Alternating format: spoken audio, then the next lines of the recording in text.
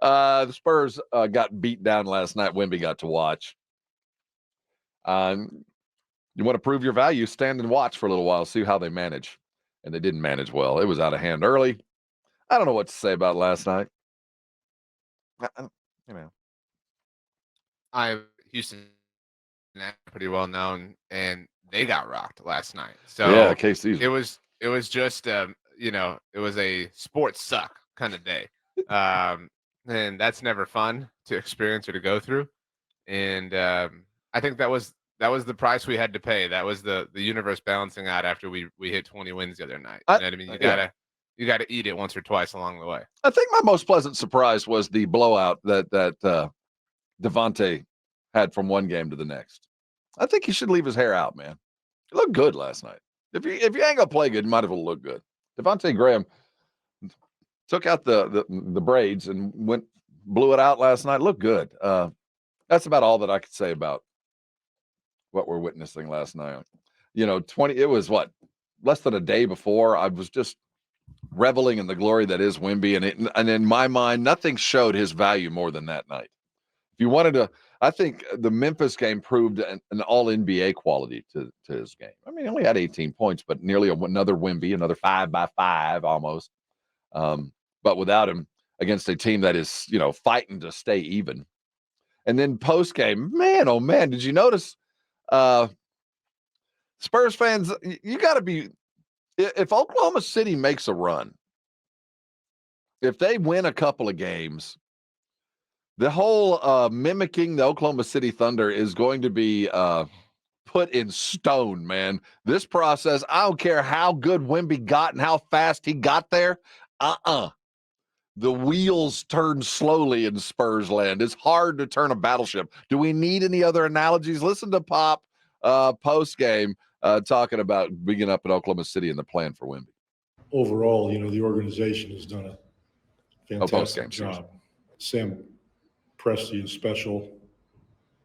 The work he does is brilliant, and the entire coaching staff is committed, organized, makes people accountable, creative. The players are talented, but that's not enough. They're disciplined. Their camaraderie is special. They've grown into this, as you said, the rebuild. After a few years, it's obvious. And Gilly says he's an MVP candidate. There's nothing else you can say about it.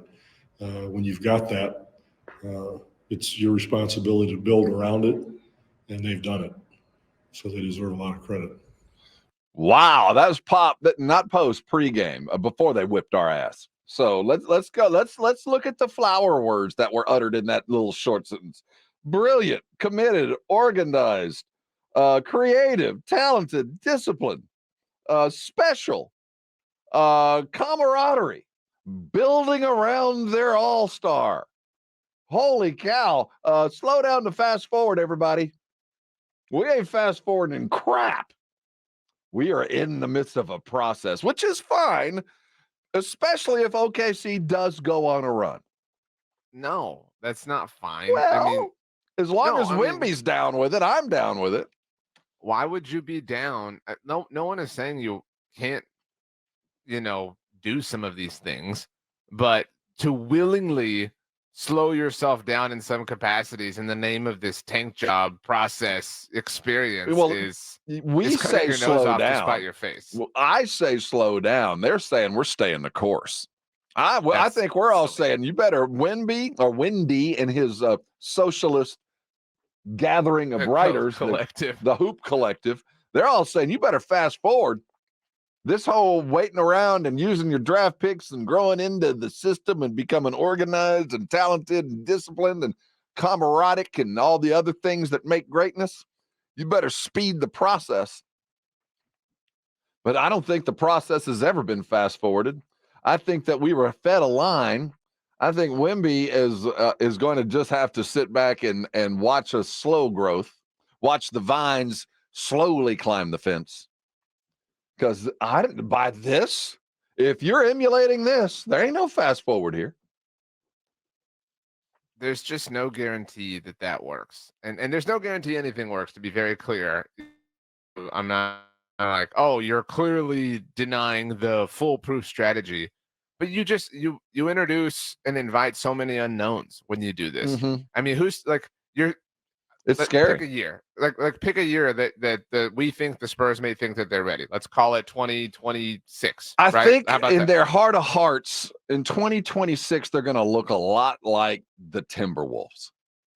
Okay, so let's say they really believe their kind of dynasty run can begin in 2027. Mhm. Let's call it that, right? 2027 is like 14 years from now. It feels as far like as it, I'm right? concerned. Yeah, right. Okay, so but let's just use that number for conversation's sake. What on earth can happen in 2027? Like, again, that is technically 3 years from now. It's very possible that 3 years ago, in fact, it's more likely than not that even the most ardent NBA fan didn't even know who Victor Wembanyama was 3 years ago. Right? No, not 3 years. 2 years. No, 3 years Oh. ago there was some things in the wind. Well, there were things in the wind if you're an NBA sicko, but if you're a casual, whatever, there's a lot. My point is, there's a lot of Right. people who know who he is now that didn't know who he Actually, was 3 years it was ago. about 4 years ago that it wasn't Wemby everybody was talking about. It was Holmgren. He made an Under Armour camp and he dunked on Steph Curry. And we were like, who is this tall cat? So those guys were in the wind. So that's who we're talking about. These look at it in sophomores NBA terms, in high school. But look at it in NBA terms. 3 years ago, finals was Bucks Suns, right? And if you had asked the Suns after they lost the finals, they would have said, "We in 3 years we absolutely have a We'll have title. two. We'll absolutely have one." You have no, and all of a sudden now the future of the West for the Suns looks bleak, right? Like the Nuggets have arrived, the Timberwolves, as you mentioned, have arrived or are starting to arrive. But okay, Wemby is would on the you- would rise. you You have argue- no idea what can change around you, let I alone agree. if your own process will work. But the Spurs and now Oklahoma City, and to some extent, though never actually completed, the Celtics, all of these teams have gone through a bit of transition, but they've all had a plan in place that you understood that this is where we are today. And in 3 years, this is where we plan on being. I get where they have gone. And Oklahoma City is a great example, but I've always stood by fortune favors the bold, man. You only have a brief amount of time of anything. And to expect anything great to last, I know it's a glass half empty kind of thing, but that's how you have to approach sports. You can't count on health. You can't count on talent. You can't count on sanity. You can't count on a family. There's so many things that you can't count on that if you're not planning on winning it as fast as possible, you're doing yourself a disservice. And I get that building a good foundation of slow build and guys that are going to be around, and that worked for a while. But I think in that sense, Wendy and the collective are right that the time clock on greatness and franchise achievement is shorter now than it was before. It just is. You don't get long-term stuff. It's easier to move. Stars have available money and things that they didn't have 20 years ago. So we're not going to get a 20-year run. We got about 8 years, I look at it. 8 years from beginning to end of this. And we're at year one. You would love for it to be more than that, but I think if you're budgeting, that's a really good number to pick, right? Like, and if you wind up missing, and you're way under, great. But to the kind of point, to use our 3-year sort of data set, 3 years after Andrew Luck's rookie season was 2015. That was technically his 4th season in the NFL. He retired in August of 2019. Exactly. Right? Like you have, to your point, like you can't count on anything. And so would it be ideal, Spurs to assemble a nucleus of talent that could all play together for 15 years throughout this whole Wemby run? Duh, absolutely. Nobody is denying that. We would all sign up for that if you could guarantee it, but you are trying to build the least stable, massive tower instead of just building several big buildings, and that you have to keep taking shot after shot after shot after shot. I mean, and I'll bring up the Suns as an example. They keep taking shots, and it hasn't worked out for them. And if you're a Suns fan, that's unfortunate.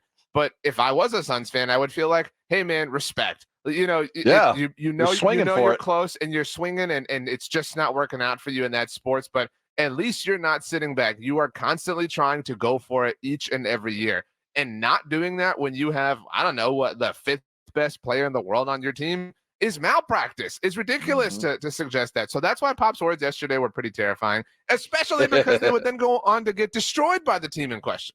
You look at what the contract structure looks next year. Do you think they? I'm sorry. Do you think they threw the game to prove, like, hey, look, this process, y'all need to recognize. There was certainly right some, way. you know, and Presty's part of the fam. He is. I mean, he's from here. We know him. We knew him when.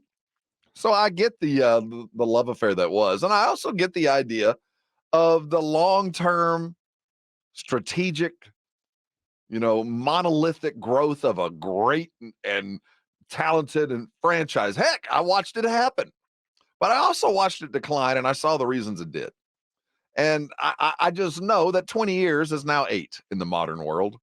What's it called? Moore's law, where every 7 years technology doubles or triples or whatever it might be. You know, I think that's you just don't have as much time anymore.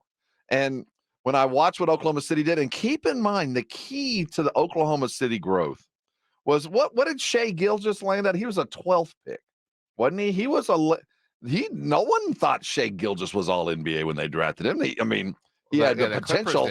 The Clippers obviously didn't. I mean, he had the potential along with 100 other dudes. So they got lucky. And then they got better fast. Well, guess what? Spurs got lucky sooner. If you're counting on luck, you're hope is not a strategy are the, you know, infamous words. And if it took luck and hope to land Wemby. How many times is that going to happen? How many times do you need fate to smile upon you for you to get off the couch? You know what I'm saying? Well, like and you did it one way in the most impressive way. Respect. The times have changed. You have to adapt and adjust. So how do you do it? So first things first, this draft, it does matter. It's a crappy draft, but you're going to have to find somebody who can play pretty quick. That the piece that player provides has to be useful quick. But the free agency and the trade market has to be employed. You've got to go and spend money, and you're going to have to move some of the chess pieces that are on our side of the board. And you look at the roster and who's movable and who's not, and who has contracts they're going to play pretty now and play pretty later and be good value. Boy, that Kelvin contract looks eminently movable. $17 million in 2026. Dude, I have issues with him, but that's a bargain. That's a movable deal. Even Devin, he maxes out in 28 at $27 million. That is a bargain. There are pieces that can be moved. You've got eminently tradable value, and you don't have time. Not like we used to. And this sounds really harsh, and it's actually sad that it's the truth and it's the reality, but it's the reality of professional sports, and it's the curse of landing a generational player and a generational talent.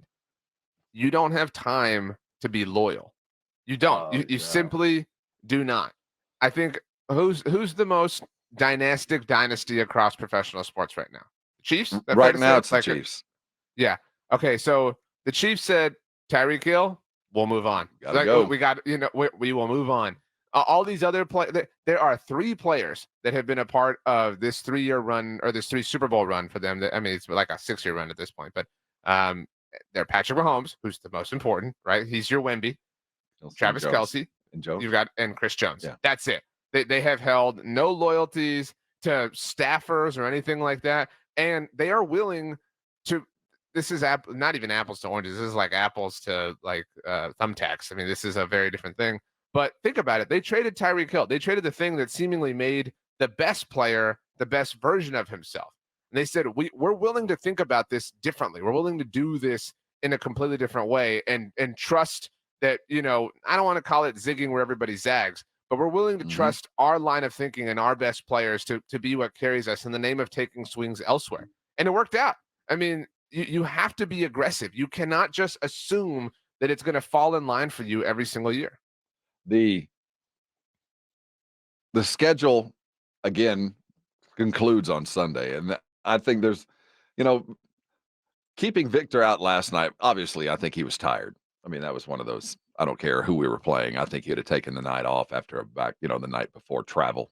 But him not being in there against Chet, and Chet really wasn't a difference maker last night. I'm seeing all of the. I'm just going to say it again. I'm all about Sunday. I know it's nuts. Go get the Austin Spurs. How many of those guys can we play at one time? Can we bring up 4 of them? This is a weird obsession of yours. It is. But what I witnessed last night was just this exhibition of it wasn't even Vegas Summer League. It was Utah Southwestern Rookie Review the last couple of nights, both us and Memphis. I put it to you, to prove Wemby's value if I'm Pop, so you know what? We're going to put Wemby out there with a bunch of G League dudes, and you want to see the difference? We're going to go beat Detroit with them. I think the actual display of his value was we're going to put a bunch of G League dudes out there without him, and watch what happens. That's what happened last night. I mean, wow. That's a better way to exemplify his value. There is nothing that was redeeming from last night. Nothing. No, I didn't even watch. I'm not gonna. I watched real basketball last night. Well, I mean, that's the thing. Like, are you familiar with the Factory of Sadness YouTube video that a Cleveland Browns fan filmed in 2007? Mm-hmm. Yeah. So that day that the Browns lost, I don't remember who they lost to, but that day there was this incredible game between the Chargers and Packers at Lambeau Field. And so in this Browns fan's diatribe, everything he's screaming and hollering, he says, "Did you watch that Chargers Packers game?" He says, "It's like they're playing a different sport." It's right. And that's like going from the Spurs Thunder game last night to Nuggets Timberwolves. It was like, wow. It was going from like, Wurzbach, to an F1 race. I mean, it was just like, whoa, this is what it's like. And the sad thing is, we know as Spurs fans what it's like. And it makes it even worse because we lived it for so long. To wake up in the middle of April and know tonight matters. Tonight means something. We haven't had that. That they're going to make us resent the dynasty because they're holding on to it too much. The dynasty right now might be the worst thing that ever happened to the current Spurs front office. It always is. I mean, it's a long time ago. Ari Temkin had a theory that he told me that he thought Dame Bailey was the worst thing that ever happened to Jason Garrett because he was so good and he was so reliable that it kind of forced this conservatism upon him. And in a weird way, the dynasty has forced trust the process and Pop we trust. What happened before will happen again. It's reinforced the need to recreate it and to go through it the exact same way. I mean, we're all busting out the old Letterman jackets and wearing them. And like, if we just go back, Rob, you bring the 6-pack, I'll bring the jungle juice and it'll be just like old times. I mean, let's just do it, man. Let's just go live it large. Come on. We can do it again. We'll get the gang back together. It'll be great. Hey, it'll be the same.